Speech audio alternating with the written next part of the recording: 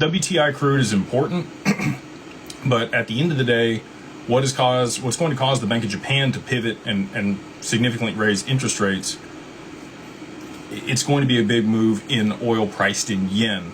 That would cause inflation in their economy. So even if the U.S. does have, huge stores of oil, and oil is actually becoming cheaper, denominated in U.S. dollars, if there is a blockade or supply shock or situation where logistics are paused for oil transport through the Strait of Hormuz, like I've been talking about for a long time, that will absolutely cause the Bank of Japan to have to react and raise interest rates aggressively to offset that inflation in their economy. So that's what I'm going to continue to watch for. That's the drum I'm going to continue to beat here in 2026. And I'm very excited about this year. We've got the Clarity Act on the horizon here. I've told you guys this before. I believe that XRP will appreciate before the Clarity Act is passed. And then it could be just right before. It doesn't have to be like a long time before. If it is a while before, I do think that it has a little bit more of a moat and can be implemented and used in multiple applications before there are other blockchains that may be considered for those for that settlement mechanism or that rail or the settlement of that market.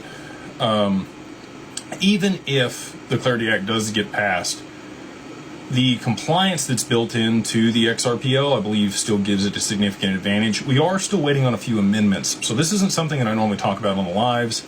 It's mostly what I talk about in the mastermind. It's not most of what I talk about in the mastermind, but I talk about this more in the mastermind, is the amendments that are on the XRPL that are being implemented. So we're waiting on permission domains.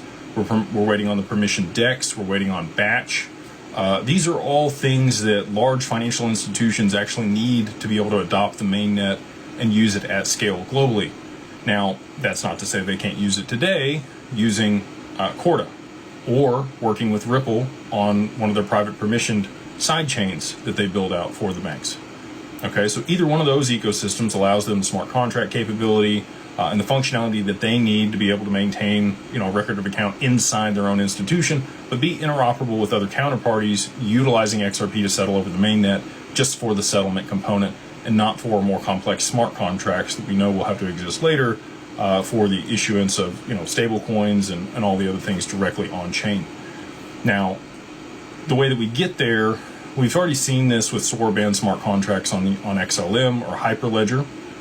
We know that there is a viable way that you can implement lightweight smart contracts and still have high level of instant settlement or almost instant settlement and high throughput for TPS.